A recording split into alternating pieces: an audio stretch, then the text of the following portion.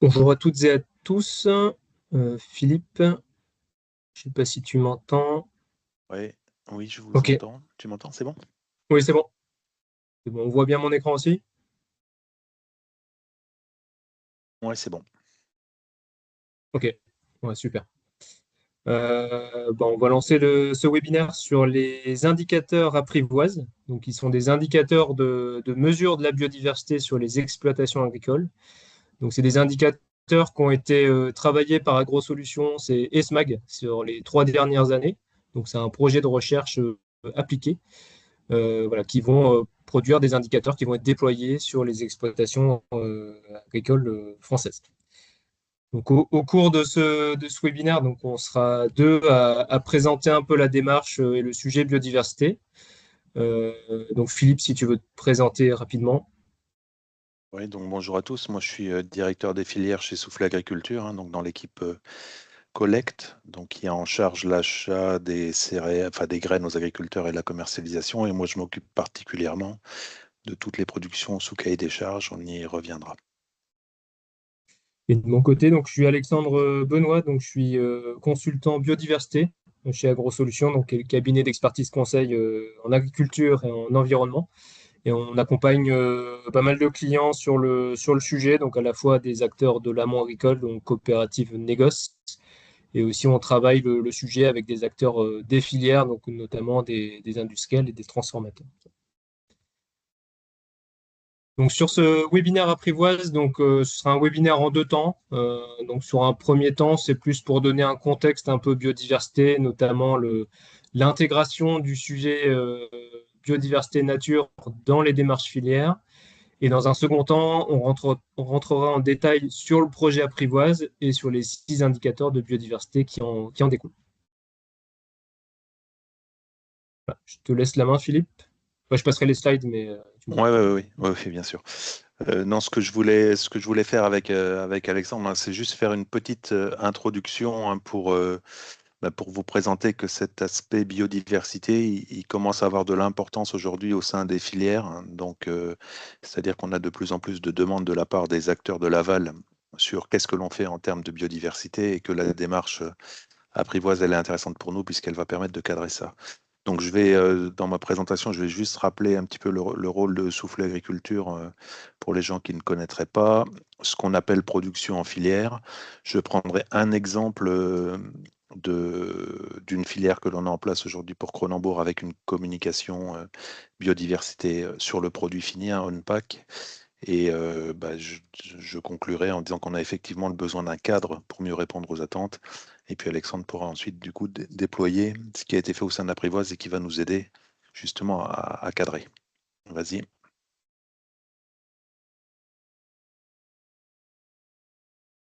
Donc juste simplement pour resituer Soufflet Agriculture, hein, pour les gens qui ne connaîtraient pas, hein. Donc nous on est dans la partie agricole du groupe InVivo, hein, à côté de InVivo Ag, et notre travail, c'est d'accompagner les agriculteurs dans leur production végétale, hein, tout au long de l'année, donc avec la fourniture d'intrants, donc c'est-à-dire des engrais, des produits de protection des plantes, des semences, des biostimulants, et également toute une partie service, hein, des analyses de sol, l'imagerie satellite, enfin tout un tas de services qui vont accompagner l'agriculteur dans leur production.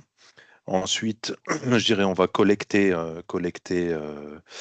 je dirais ces productions, hein, c'est ce qui est en cours actuellement sur la partie moisson, mais on collecte également tout au long de l'année chez les agriculteurs stockeurs. Et ensuite, notre rôle va être effectivement de mettre en marché et d'optimiser la mise en marché. Donc, on a une grosse partie de notre collecte aujourd'hui qui transite par la première transformation du groupe, c'est-à-dire moulin soufflé ou soufflé malt, et également une grosse activité d'export qui se fait avec SNBI, un Soufflé Négoce by InVivo. Et puis, on a également de l'activité avec d'autres acteurs extérieurs au groupe. Et donc, on va alimenter des pays, des importateurs dans les différents pays à destination. On va alimenter également des boulangers, des industriels, des brasseurs, des distributeurs, des consommateurs. Et le fait que l'on ait aussi dans le groupe des industries de première transformation nous donne un accès un peu plus facilité je dirais, à la deuxième transformation, qui eux sont plus près du consommateur. Et donc c'est un peu plus facile je dirais, d'avoir un ressenti sur les évolutions des besoins des consommateurs et des industriels pour ensuite essayer de mettre ça en place chez les agriculteurs. Donc en termes d'activité, on est un des premiers on est certainement le premier collecteur en France, hein, puisqu'on collecte environ 4 millions de tonnes en France, et on a également de la collecte sur les pays d'Europe de l'Est et d'Europe centrale, République tchèque, Roumanie, Pologne, etc. À l'international sur un volume plus petit, hein, là on est autour de 1 million de tonnes. Donc on est un acteur relativement important sur ce marché. Vas-y.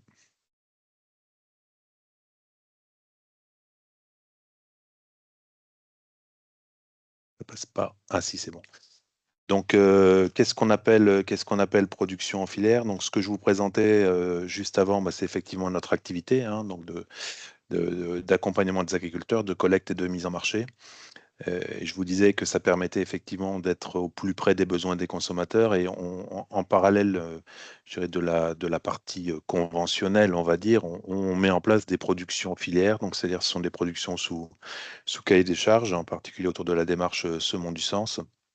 Donc des cahiers des charges qui sont établis par les industries de deuxième transformation en fonction des besoins des consommateurs, qui vont se traduire en cahier des charges auprès des moulins, par exemple, ou de la malterie, qui vont se traduire en cahier des charges pour Soufflet Agriculture. Et nous, on va traduire ça en contrat de production auprès des agriculteurs. C'est-à-dire que, je dirais, dans un schéma classique, l'agriculteur va produire, va ensuite nous livrer, et on va vendre, je dirais, sur le meilleur débouché. Dans les productions filières, c'est un peu différent. C'est au moment où l'agriculteur va semer, choisir son assolement, semer son blé, par exemple. S'il le sème en contrat filière, s'il s'engage en contrat filière, filière responsable par exemple, il sait qu'il va avoir un cahier des charges à respecter, que cette marchandise sera destinée à Moulin Soufflet et qu'il aura une rémunération particulière pour le cahier des charges qu'il aura mis en application au travers d'une prime filière. Donc ce cahier des charges, je dirais, c'est globalement la remontée tout au long de la filière d'exigences du consommateur, et comment est-ce qu'on est capable de traduire ces exigences du consommateur en pratique culturelle pour l'agriculteur. Donc l'agriculteur engagé en filière va mettre en œuvre un cahier des charges et va être rémunéré au travers d'une prime filière pour les éléments de cahier des charges.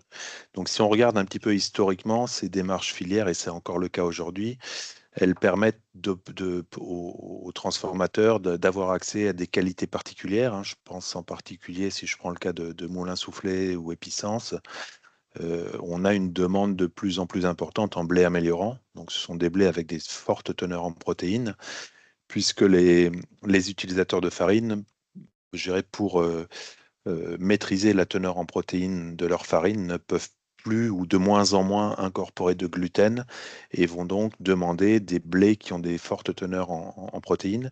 Et donc, il existe des variétés améliorantes. Donc, un blé classique BPMF va être autour de 11% de protéines, un blé améliorant va être à 14,5.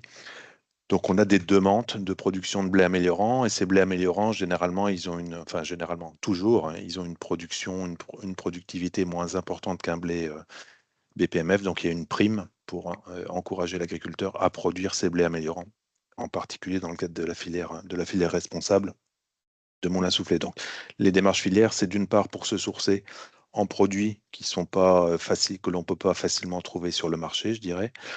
Le deuxième aspect, c'est la partie traçabilité. Je veux dire, on a de plus en plus de demandes de la part des consommateurs sur la traçabilité du produit, pour savoir d'où vient le produit, avec une sensibilité particulière au local.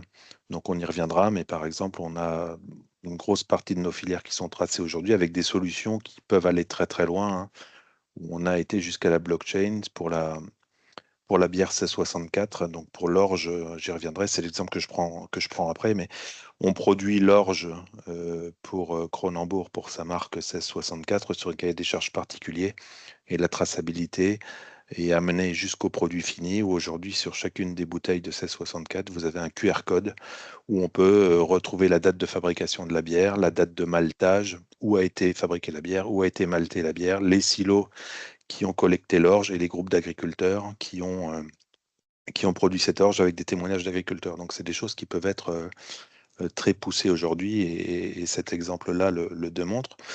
Et puis, on a beaucoup dans ces cahiers des charges, globalement, c'est beaucoup je dirais, des bonnes pratiques agricoles, hein. Donc, justifier que l'agriculteur puisse justifier qu'il a raisonné ses pratiques, qu'il a calculé sa dose d'azote avec un plan prévisionnel de fumure, qu'il a fait des analyses de sol pour mesurer l'azote réellement présent dans le sol, par exemple, et qu'il puisse le justifier au travers de la traçabilité. Et on a actuellement, je dirais, le développement de deux grosses demandes, en fait, hein, une demande forte de décarbonation de l'aval des filières, où on a en particulier les très gros industriels qui ont pris des engagements de décarbonation et qui viennent vers nous pour se sourcer en blé ou en orge ou en colza, tournesol, qui ont une empreinte carbone moins élevée. Donc on va mettre en place des cahiers des charges auprès des agriculteurs pour assurer cette décarbonation et également des demandes en agriculture régénératrice, où là c'est mettre en place des pratiques d'agriculture qui vont consister en maximiser la couverture du sol, hein, en mettant en place des couverts d'interculture, allonger les rotations, moins travailler le sol. Donc là, avec un double objectif ou un triple objectif, je dirais, c'est réduire l'empreinte carbone, assurer la maîtrise de la qualité de l'eau et augmenter la biodiversité. Donc on a effectivement, au travers du déploiement de l'agriculture régénératrice, des attentes de la part des clients aval sur des productions décarbonées et des productions qui vont préserver la biodiversité. Vas-y Alexandre.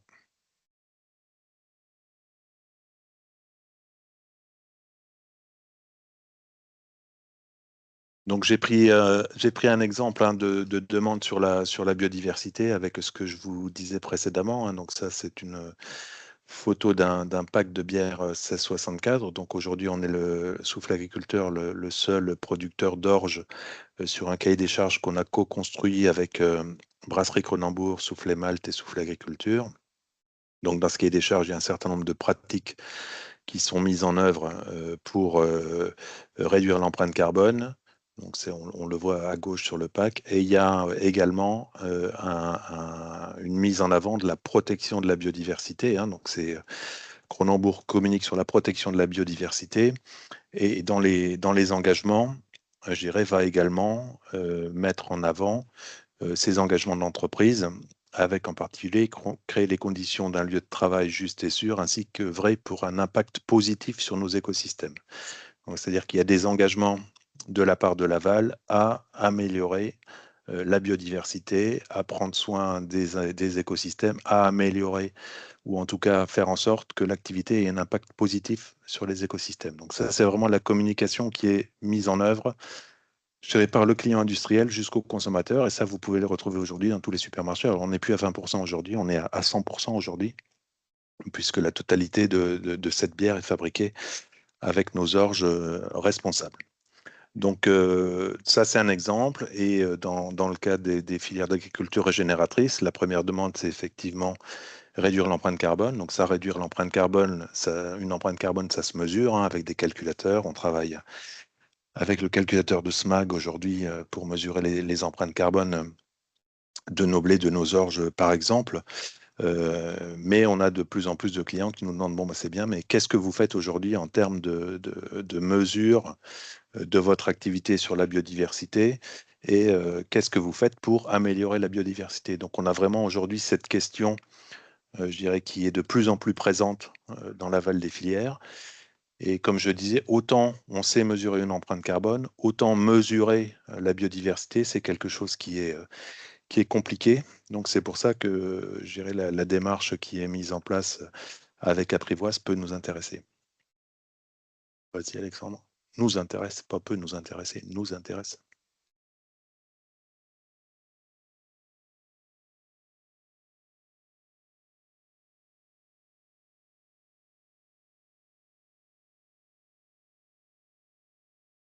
Ça ne bouge pas.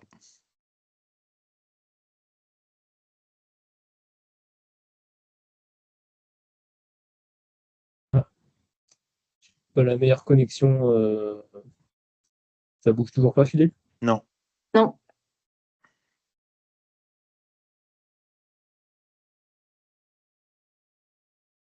Ah, peut-être, Philippe, tu peux commenter ce qu'il y aurait sur la diapo sans attendre parce qu'on est un peu limité par le temps. Oui, bah, c'était globalement ce que j'étais en train de dire, hein, c'est que effectivement aujourd'hui on nous demande de de mettre en place des actions pour améliorer la biodiversité. Donc nous, c'est comme il n'y a pas de cadre qui existe aujourd'hui sur cette mesure de la biodiversité, ben, c'est d'essayer de mettre en place des indicateurs par nous-mêmes.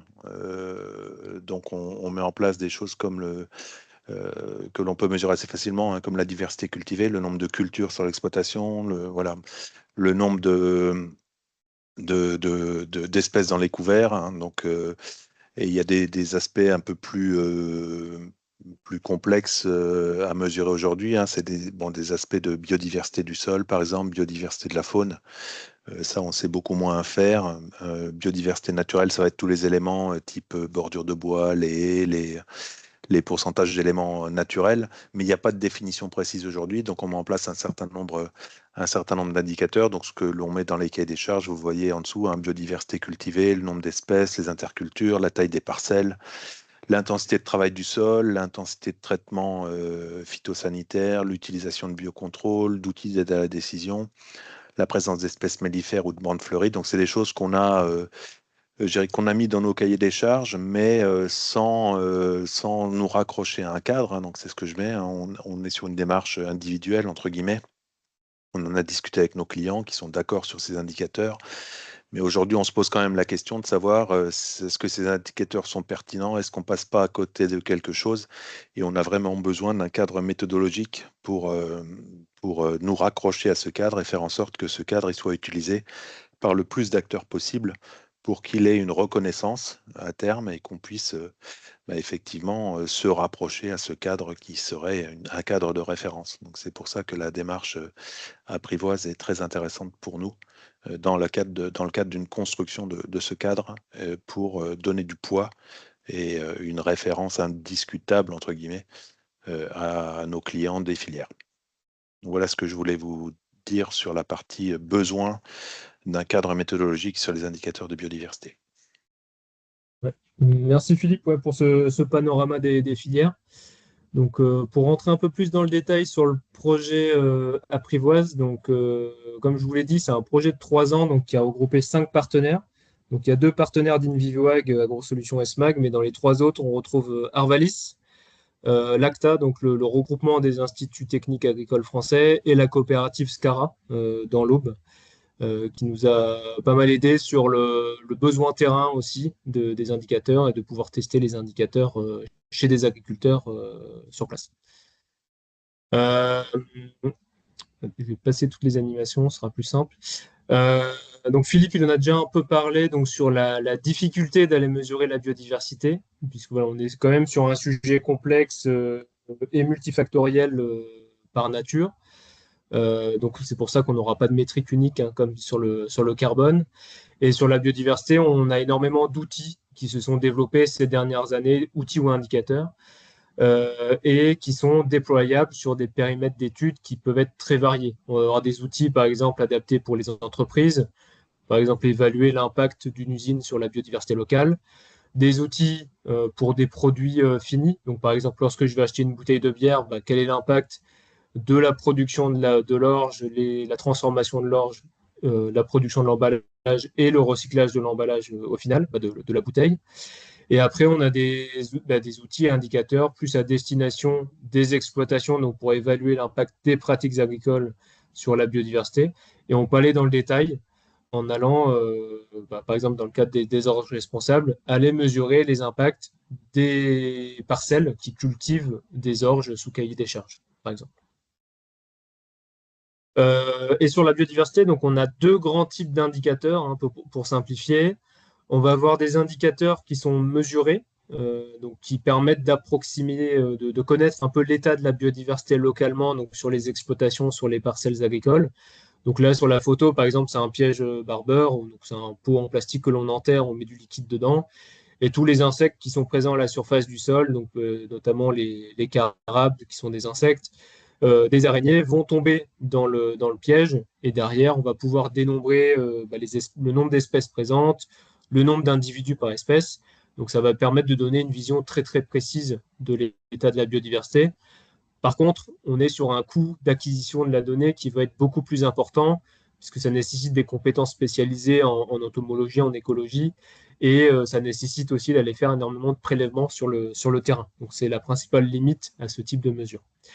Et en parallèle, on va voir tous les indicateurs qu'on appelle des indicateurs de pratique, donc qui permettent d'évaluer un peu la pression exercée par une pratique agricole sur la biodiversité ou sur une espèce en particulier. Donc là, en l'occurrence, dans mon exemple, voilà, un passage d'outils de travail du sol, bah, quel va être l'impact de ce passage d'outils sur, par exemple, les vers de terre. Et là, en fait, sur ce type d'approche, on se base sur une relation entre la pratique et la réponse de la biodiversité par des évaluations scientifiques. Donc, il y a énormément de choses qui existent. Globalement, les pratiques agricoles, l'effet des pratiques agricoles est bien documenté actuellement. Il y a peut-être besoin d'aller creuser un peu plus dans le détail sur des cas un peu plus spécifiques, mais voilà, l'impact global est connu. Donc le projet Apprivoise, donc il vient d'un constat qu'on a fait du côté d'AgroSolutions en 2022 et Carvalis a fait de son côté également. C'est qu'en fait on a évalué énormément d'outils de biodiversité qui étaient disponibles sur le marché à l'époque. On en a testé un peu notamment sur Openfield il y a quelques années. Et en fait, dans nos conclusions sur ces outils, c'est qu'on a constaté qu'il y avait des outils qui étaient plus ou moins adaptés au secteur agricole. Certains étaient très, très généralistes. Donc derrière, ça permettait pas d'avoir une lecture fine de l'agriculture française. On avait plutôt une lecture de l'agriculture mondiale, alors que d'autres étaient très spécialisés. On rentrait dans le détail, par exemple, sur des exploitations uniquement en agriculture biologique, donc pas forcément adaptées à toutes les agricultures en France. On avait des outils avec des origines diverses. Certains outils étaient très adaptés pour un remplissage directement par l'agriculteur ou par la coopérative, alors que d'autres nécessitaient une transformation de la donnée d'entrée, donc de refaire des calculs, donc étaient plus créés en tout cas par les transformateurs et les agro-industriels. On avait aussi constaté qu'il y avait une pondération qui était différente des pratiques entre les différents outils. Certains outils accordaient beaucoup plus de poids aux infrastructures agroécologiques qui étaient présentes, donc tout ce qui est haies, bandes fleuries par exemple, alors que d'autres étaient vraiment focalisés sur les pratiques intraparcellaires. Et généralement, l'agriculteur commence souvent à changer ses pratiques intraparcellaires puisque ça l'engage moins aussi sur le long terme. Il peut aussi plus facilement revenir en arrière. Et après, trois autres points, donc on avait la question de la disponibilité des données d'entrée. Dans de nombreux cas, l'agriculteur ou la coopérative ou le négoce devait renseigner à nouveau les données, donc ça nécessitait souvent une double saisie. On avait aussi des cas où les résultats n'étaient pas forcément compréhensibles par l'agriculteur. On était souvent dans certains cas, sur des indicateurs, des résultats scientifiques, donc pas forcément une lecture ou une approche terrain. Et finalement, le temps passé à la réalisation des diagnostics était très, très variable. Certains outils nécessitaient à peu près 45 minutes pour faire un diagnostic complet d'une exploitation, alors que d'autres, on avait quand même besoin de 2 jours, d'aller se déplacer sur le terrain, de refaire des comptages. Donc ça, c'est une limite aussi au déploiement de ces approches biodiversité, où qui dit temps passé à la réalisation d'un diagnostic dit aussi coût important. Et aussi, c'est un coût qui ne redescendra pas aussi auprès de l'agriculteur pour valoriser ces pratiques au final. Euh, donc sur le projet Apprivoise, l'ambition du projet, c'est vraiment d'aller intégrer une brique biodiversité sur les évaluations multiperformances des exploitations agricoles. Donc il y a pas mal d'outils qui permettent de le faire, hein. Donc, notamment du côté de SMAG, il y a l'outil SMAG Farmer couplé à SMAG Trace. Du côté Arvalis, il y a l'outil Cister. Donc les évaluations historiques portaient plutôt sur des critères agronomiques, économiques, sociaux. Plus récemment, il y a eu les enjeux carbone, donc atténuation des gestes et stockage de carbone qui ont été intégrés. Et là, l'ambition, c'est de rajouter une brique biodiversité pour avoir une approche un peu plus large sur les enjeux environnementaux. Donc, Apprivoise, c'est 6 indicateurs de biodiversité qui sont complémentaires, qui permettent d'évaluer les impacts positifs et négatifs des pratiques agricoles et qui ont plusieurs forces, en tout cas. La première, c'est que c'est des indicateurs qui sont basés sur des références scientifiques. J'y reviendrai juste après. Ils sont adaptés au terrain, donc on les a testés, comme j'ai dit, sur des exploitations françaises, et des indicateurs qui nécessitent assez peu d'efforts pour l'agriculteur en termes de saisie de données. Donc, on s'appuie majoritairement sur des données qui sont déjà renseignées dans le cadre des déclarations PAC, dans les registres de traçabilité phytosanitaire au niveau des parcelles. Euh, donc, c'était un projet qui a couru sur 3 ans. L'ambition du projet aussi, c'était de ne pas réinventer la roue, de ne pas développer, de partir de zéro sur des nouveaux indicateurs de biodiversité. C'était surtout d'aller identifier les indicateurs de biodiversité les plus prometteurs et les intégrer dans un panel global. Donc, sur la première année du projet, donc en 2023-2024, on s'est attelé à faire une grosse synthèse bibliographique en termes de références scientifiques, en termes d'outils, en termes d'indicateurs réglementaires, dans des démarches filières, par exemple. Et on a recensé plus de 200 indicateurs au global et qu'on a référenciés dans une base de données. Donc Arvalis, dans le cadre du projet, on a construit un petit outil de sélection aussi des indicateurs en ligne pour que un utilisateur, un agriculteur, une coopérative ou encore un industriel puisse aller avec des filtres de sélection identifier les indicateurs les plus pertinents. Donc ça, c'est un outil qui est disponible sur le site d'Arvalis. Et dans la deuxième année du projet, donc on a présélectionné 14 indicateurs qui nous semblaient les plus prometteurs d'un point de vue résultat, en termes méthodologiques aussi, et aussi en termes de disponibilité des données d'entrée. Et on a testé ces 14 indicateurs sur des exploitations test en France. Donc, il y avait des exploitations de la SCARA, comme je vous l'ai dit, et aussi des exploitations modèles du côté d'Arvalis. Donc, par exemple, on a évalué nos indicateurs sur une exploitation typique, plutôt en polyculture élevage du Grand Ouest de la France. Une exploitation, par exemple, en grande culture dans la plaine de Valence, donc plutôt avec des cultures de printemps irriguées, et une exploitation typique de la Beauce, en l'occurrence. Donc ça nous a permis derrière de voir la sensibilité des indicateurs sur les différents contextes. Et aussi, on a interrogé les agriculteurs en termes de quels indicateurs auxquels ils arrivaient le mieux à se projeter en termes de lecture des résultats et en termes de compréhension au final. Et donc là, on est sur la dernière année du projet. On a sélectionné 6 indicateurs qui sont retenus. Et là, c'est plutôt les équipes de SMAG et d'Arvalis qui travaillent sur l'intégration de ces indicateurs dans les outils à destination des agriculteurs et des conseillers. Et en parallèle du projet, il y a eu un suivi régulier avec un comité de pilotage, avec des acteurs scientifiques, académiques, institutionnels, etc. Alors, si j'en viens à nos 6 indicateurs, donc on a 4 indicateurs intraparcellaires, donc des indicateurs qui sont parfois assez simples. Donc, Philippe a déjà parlé de cette approche-là de la couverture des sols. Donc, on a un indicateur qui évalue assez simplement le nombre de jours où les sols sont couverts sur une parcelle et aussi sur l'exploitation. Donc, avec des effets connus pour la biodiversité des sols, mais aussi la biodiversité aérienne. On a 2 indicateurs qui sont liés au label bas carbone Grande Culture, qui est en cours de développement dans sa deuxième version. Donc, un indicateur qui va mesurer les perturbations du sol liées aux interventions parcellaires, je vais y revenir juste après. Et un indicateur pour les ressources, qui évalue les ressources disponibles pour les insectes floricoles permises par les cultures et les couverts qui sont implantés sur l'exploitation. Et dernier indicateur intraparcellaire, donc c'est un indicateur qui va évaluer cette fois-ci l'écotoxicité du programme phytopharmaceutique appliqué sur les parcelles et qui peut servir potentiellement à switcher un produit par rapport à un autre, si c'est possible d'un point de vue agronomique, pour réduire un peu l'empreinte liée à l'application des phytos sur les parcelles. Et on a 2 indicateurs qui sont plutôt déployables et calculés à l'échelle de l'exploitation. Donc un premier qu'on appelle potentiel de biodiversité aérienne qui va caractériser la structure du paysage agricole. Donc il va prendre en compte des critères comme la taille des parcelles, la diversité cultivée sur les exploitations. Et on retrouve aussi les infrastructures écologiques qui sont implantées sur les parcelles de l'agriculteur.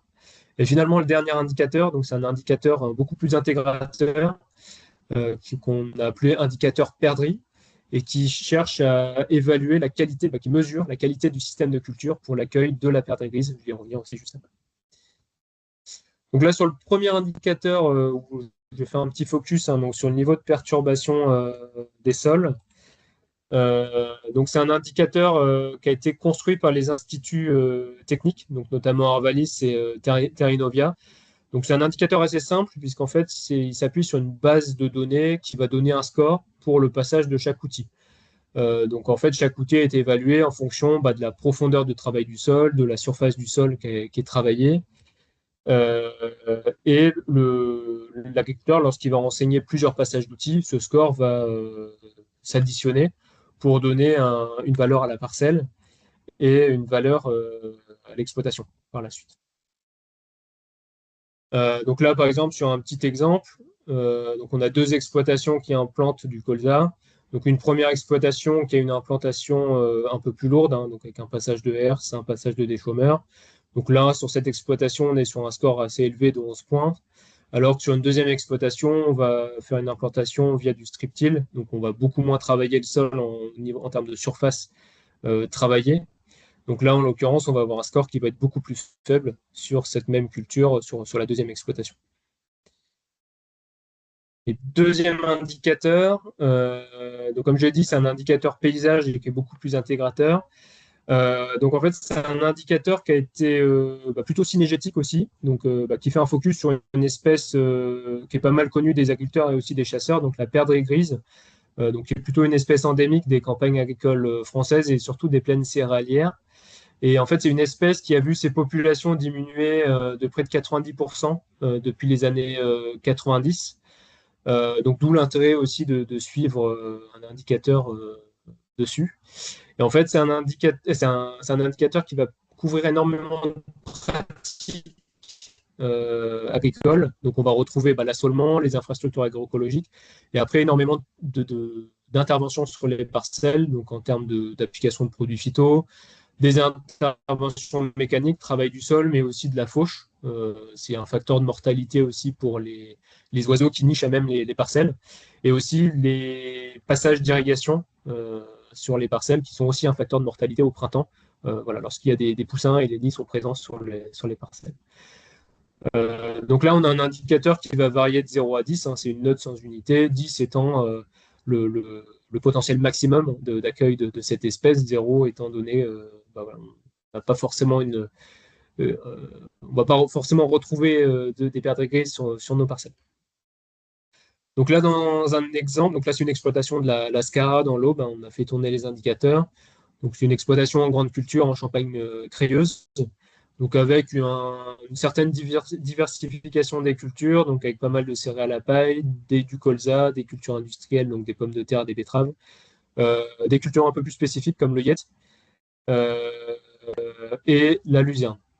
Donc là, sur cette exploitation-là, donc on a un score qui était moyen, donc de 5 points en l'occurrence, donc qui était surtout les contributions positives s'expliquaient principalement par la taille des parcelles qui n'était pas si importante que ça sur le secteur, une bonne diversification des cultures, il y avait assez peu d'irrigation aussi sur les parcelles. Et par contre, le score aurait pu être amélioré s'il y avait eu plus d'infrastructures agroécologiques. Bon, là, en l'occurrence, on est sur un paysage plutôt ouvert, donc avec assez peu de haies, même s'il y a des réimplantations de haies sur certains secteurs du côté de la Scar.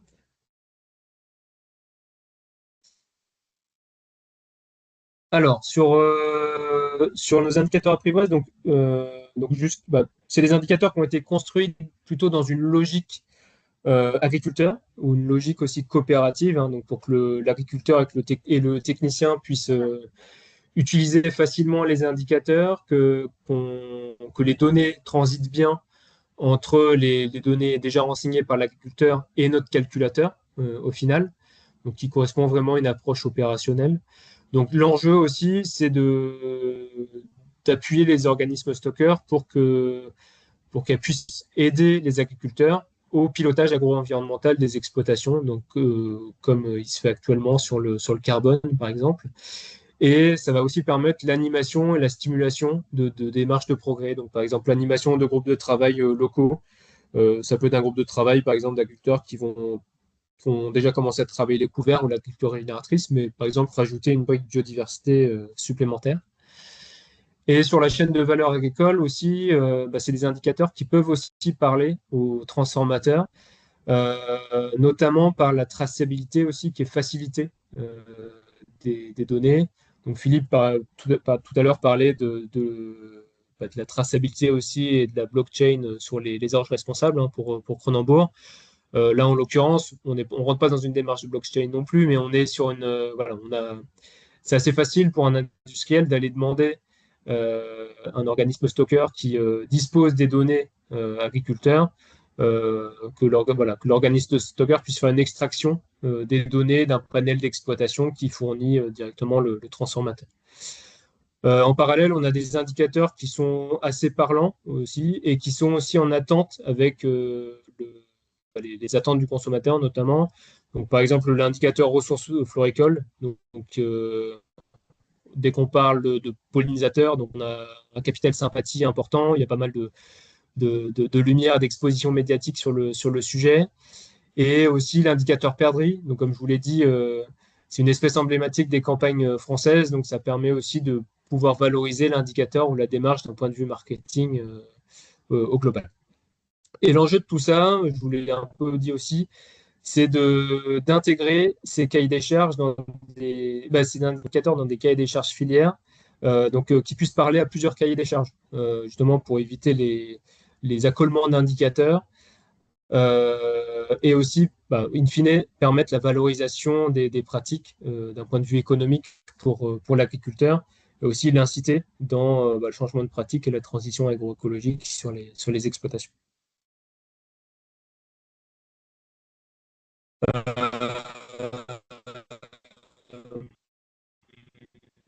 Et finalement, donc, d'un point de vue projet, donc comme je vous l'ai dit, c'est la dernière année du projet, sont de codage. Donc là, ils vont être intégrés dans SmackTrace et dans Sister sur le second semestre 2026.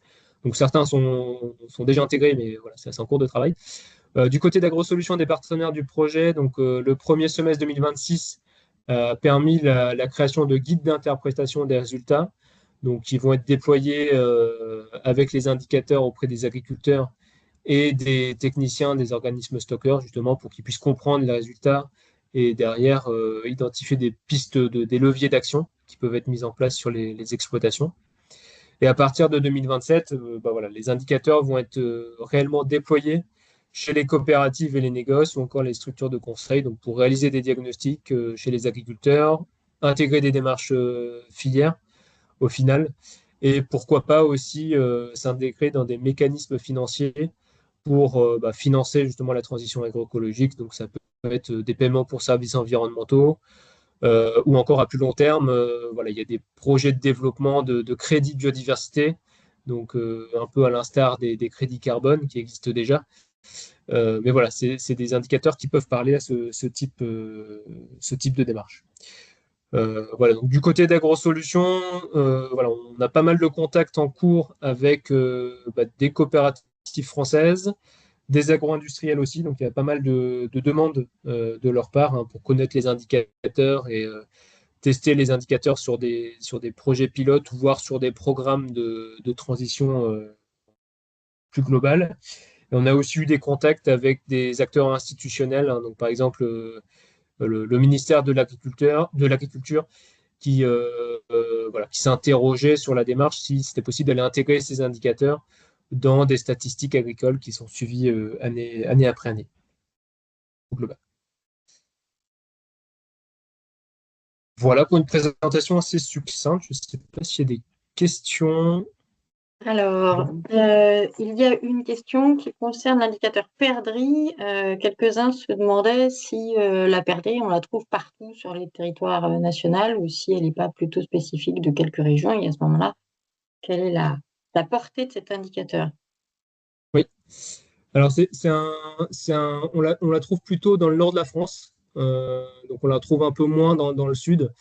En réalité, on avait évalué deux indicateurs. Il y avait un indicateur lièvre, un indicateur perdrix. Et en fait, l'indicateur lièvre, il nécessitait des données d'entrée qui étaient un peu plus complexes et davantage de puissance de calcul, qui étaient un peu moins faciles à déployer, in fine. En fait, étant donné que, je ne l'ai pas dit, nos indicateurs sont plutôt adaptés à des exploitations en grande culture et polyculture élevage, on couvre quand même la majorité des surfaces en grande culture en France, avec une application plutôt voilà, sur la moitié nord de la France. Mais après, au niveau des indicateurs, sur un diagnostic d'exploitation, l'ambition, c'est d'aller calculer les 6 indicateurs. Mais dans certains cas spécifiques, il est possible d'aller en sélectionner par exemple 5. Donc voilà, sur une coopérative qui va être présente par exemple dans le sud-ouest de la France, voilà, l'intérêt de calculer l'indicateur perdrix va être beaucoup plus faible, donc possibilité d'aller décocher cette case sous SMAG. Est-ce que du coup, quand tu indiques que vos travaux ont essentiellement porté sur les grandes cultures, il faut envisager qu'il y aura d'autres travaux pour d'autres profils d'exploitations agricoles qui auraient leurs propres indicateurs biodiversité? Bah, c'est une réflexion qu'on a déjà eue un peu dans le cadre du projet. Euh, donc ça concerne aussi polyculture élevage, hein, puisqu'on les a testés sur ces exploitations-là. Par contre, on n'a pas d'indicateur élevage type diversité floristique des prairies ou chargement, donc nombre de bêtes hein, qui sont présentes par hectare. Puisque voilà, là, on rentre vraiment dans un critère un peu plus spécifique élevage. On a eu plutôt des réflexions sur des cultures type vigne ou arboriculture, où certains indicateurs pourraient être facilement transposables. Donc, par exemple, l'écotoxicité du programme phytopharmaceutique, les ressources pour les insectes pollinisateurs, le taux de couverture des sols, moyennement ajustement.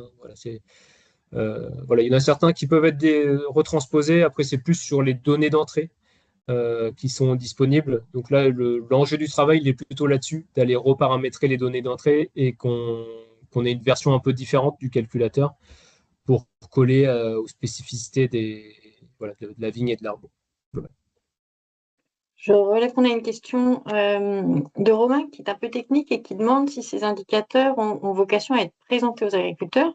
Là-dessus, tu as à peu près répondu, notamment à partir des coopératives. Mais lui précise, est-ce que ça serait un outil de suivi d'itinéraire technique au fil de leur campagne, un peu à l'image des IFT qu'on regarde déjà? Ouais. Bah là, l'ambition, c'est plutôt de faire des diagnostics plutôt réguliers, année après année, je dirais, ou même à échéance peut-être tous les 2, 3 ans, pour voir la progression des pratiques sur les exploitations. Euh, sur les enjeux environnementaux, on s'inscrit plutôt dans cette logique-là. Sur le carbone, c'est un peu le cas aussi. Voilà, de faire plutôt une évaluation annuelle à minima. C'est moins un outil de pilotage en cours de campagne, puisque au niveau du moteur de calcul, voilà, il y a pas mal d'indicateurs, par exemple, qui vont se baser sur l'assolement. Bon, bien que l'assolement, il varie en cours de campagne en fonction des implantations des cultures de printemps et d'hiver. Mais voilà, l'idée, c'est plutôt de faire d'avoir une vision globale, euh, in fine. Et sur l'outil aussi, donc là, ce ne sera pas Smack Farmer, donc ce sera Smack Trace. Donc là, c'est plutôt le technicien de la coopérative ou du négoce qui envoie les requêtes dans SMAG, qui obtient les données et qui derrière les transfère à l'agriculteur. Donc voilà, l'agriculteur, il n'a pas forcément la main pour faire cette extraction-là en cours de campagne. Je me permets une question supplémentaire, mais surtout, ceux qui nous écoutaient, n'hésitez pas à adresser les vôtres aussi. On a parlé de la dimension internationale de la collecte de soufflets agriculture.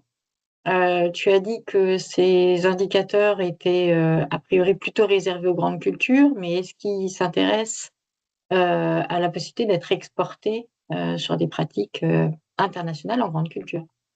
Ouais. Ouais, très bonne question aussi. En fait, les publications scientifiques sur lesquelles s'appuient les indicateurs, il y a pas mal. La plupart des publications, c'est des publications qui se basent sur des données européennes, grande culture, polyculture, élevage. Donc, en termes de validité scientifique des indicateurs, ils sont parfaitement transposables à d'autres pays, notamment européens. Après, la question, c'est encore les données d'entrée, parce que nous, on s'est appuyé sur les données qui existaient dans SMAC Farmer et des couches cartographiques qui sont disponibles du côté de l'hygiène, par exemple. Là, l'enjeu, c'est aussi de voir ce qui est disponible dans les autres États membres européens Souvent, côté français, on est plutôt bon élève sur le sujet. C'est un peu plus simple d'aller trouver des données environnementales open source. Donc, justement, sur ce point-là, on a une discussion en cours avec le ministère de l'Agriculture qui cherche notamment des candidats, des indicateurs candidats pour la statistique agricole, mais à l'échelle européenne. Donc, voilà, on a un point prévu courant juillet. Donc, ça permettra peut-être de mettre un pied à l'étrier pour monter en puissance sur l'évaluation de ces fameuses données d'entrée et de la déployabilité des indicateurs sur d'autres pays. Merci Alexandre. On va être respectueux du temps qu'on veut allouer à ces rendez-vous à impact. Donc, on est arrivé au terme de cette intervention sur la biodiversité. Peut-être un petit mot de la fin. D'abord, merci à Alexandre et à Philippe d'avoir pris en charge ce contenu. J'espère qu'il vous a intéressé. On a eu un parti pris d'adresser un sujet qui est un peu technique, en effet, puisqu'on l'adresse à vous tous, collaborateurs d'InVivo. C'est un sujet complexe et ça nous semblait intéressant de pointer 3 choses. La première, c'est que s'il y avait peu de possibilités de comptabiliser la biodiversité jusque-là et que c'était un frein à la possibilité de répondre à notre obligation de considérer la biodiversité comme un enjeu très important dans notre secteur d'activité, on avait désormais des éléments de réponse à apporter à cette complexité grâce aux travaux portés par le projet Apprivoise, et ça, c'est quelque chose qui m'apparaît éminemment positif, qu'on avait bien une demande de la plupart de nos parties prenantes, j'entends par là surtout les clients à l'aval de l'agriculture, mais sans doute aussi de la part des agriculteurs eux-mêmes qui sont en première ligne des conséquences d'un effacement de la biodiversité. Donc, c'est à ce titre-là aussi une bonne nouvelle de savoir qu'on progresse sur notre capacité à compter la biodiversité. Et puis, enfin, de pas tout à fait occulter le fait que ces exercices restent malgré tout très complexes, donc nécessairement longs à mettre en œuvre pour arriver à des situations de consensus qui font qu'on arrive à les valoriser. Mais de vous rassurer tous sur le fait que les équipes y travaillent largement.